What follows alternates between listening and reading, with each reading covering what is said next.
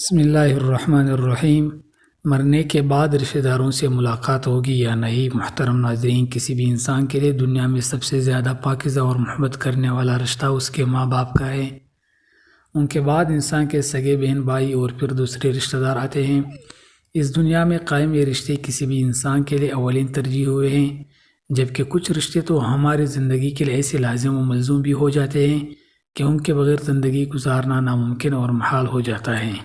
محترم ناظرین، جنت ایک ایسی شاندار اور بے مثال جگہ ہے جو اللہ عز و جل نے ایمان والوں کے لیے بنائی ہے، اور اس میں ایسی نعمتیں رکھی ہیں جو نہ کسی آنکھ نے دیکھی ہے، نہ کسی کان نے سنے، اور نہ ہی کسی دل میں ان کا خیال آیا۔ جنت کے بارے میں جو کچھ بیان کیا جاتا ہے وہ صرف سمجھانے کے لیے ہوتا ہے، ورنہ دنیا کی اعلیٰ ترین چیز کا بھی جنت کی کسی نعمت سے کوئی مقابلہ نہیں۔ لیکن اب سوال یہ ہے کہ کیا انسان کی نہ ختم ہونے والی زندگی میں بھی ہمارے میں اہم اور پاکیزہ رشتے کیا ہمارے ساتھ ہوں گے؟ یعنی جنت میں یہ سوال اکثر ہمارے ذہنوں میں آتا ہے کہ اس دنیا میں ہمارا سب سے عزیز رشتہ یعنی ماں باپ کا کیا جنت میں ہمارے ساتھ ہوں گے؟ آئے احادیث کی روشنی میں اس سوال کا جواب تلاش کرتے ہیں۔ احادیث میں آتا ہے کہ مرنے کے بعد جب روح علیین میں پہنچتی ہے تو وہاں کی روح اس سے ملنے آتی ہے اور اپنے رشتہ داروں کے بارے میں معلوم کرتی ہے۔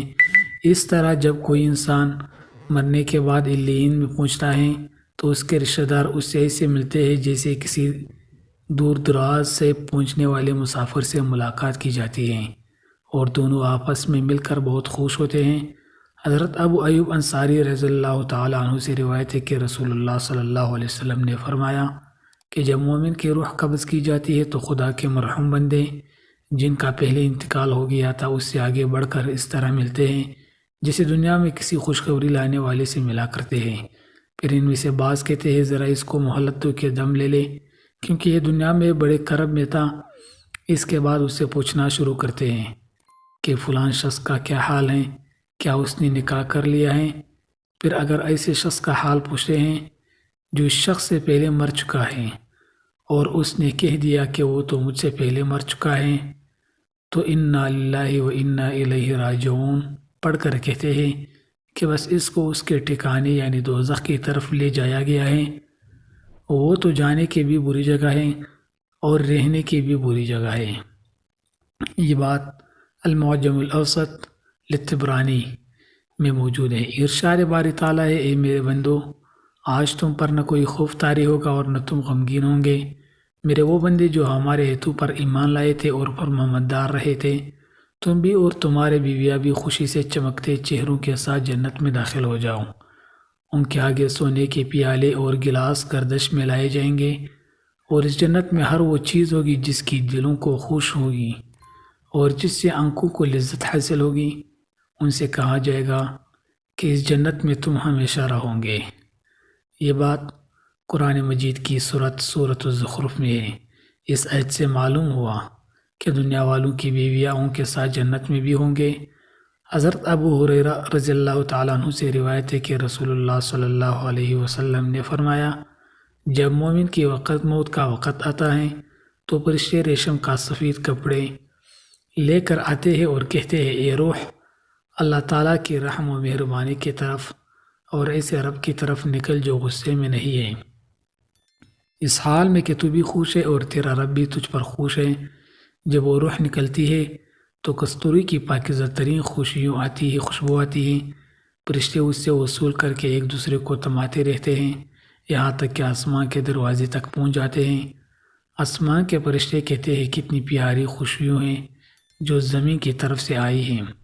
فرشتے اس روح کو مومنوں کی ارواح میں لے جاتے ہیں۔ اس کی آمد سے انہیں بہت خوشی ہوتی ہے، جیسے پردیسی کے آنے سے ہم خوش ہوتے ہیں۔ پہلے سے موجود روح اس روح سے سوال کرتے ہیں، فلان کیسا تھا، فلان کی سنائیں۔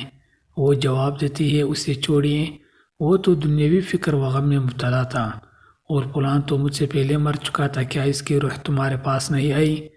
وہ کہتے ہیں نہیں، اور یہاں نہ پہنچنے کا مطلب یہ ہوا کہ وہ اپنے ٹھکانے حاویہ یعنی جہنم میں پہنچ چکی ہیں۔ مومن کے برعکس جب کافر کی موت کا وقت آتا ہے تو عذاب والے فرشتے ایک ٹاٹ لے کر آتے ہیں اور کہتے ہیں، اے روح، اللہ کے عذاب کی طرف نکل، اس حال میں کہ تو بھی ناپسند کر رہی ہے اور تیرا رب بھی تجھ سے ناراض ہے۔ بہرحال وہ روح نکلتی ہے اور اسے سڑی ہوئی لاش کی طرح کی بدترین بدبو آتی ہے۔ فرشتے کہتے ہیں کتنی بدترین بدبو ہے۔ ان احادیث سے معلوم ہوتا ہے کہ مرنے کے بعد بندہ اپنے والدین اور اپنے رشتہ داروں سے ملتا ہے۔ یا اللہ، تیرے حضور دعا ہے کہ ہمارا اور ہمارے جملہ متعلقین اور تمام امت مسلمہ کا آخری خاتمہ ایمان پر کر دیں، آمین یا رب العالمین۔ دوستوں، اگر آج کو آپ کو ہماری یہ ویڈیو اچھی لگی ہے اور آپ ہمارے چینل پر نئے ہیں تو چینل کو ضرور سبسکرائب کر دیجیے گا، بیل آئیکن کو پریس کریں اور ویڈیو کو لازمی لائک اور شیئر کریں۔ والسلام۔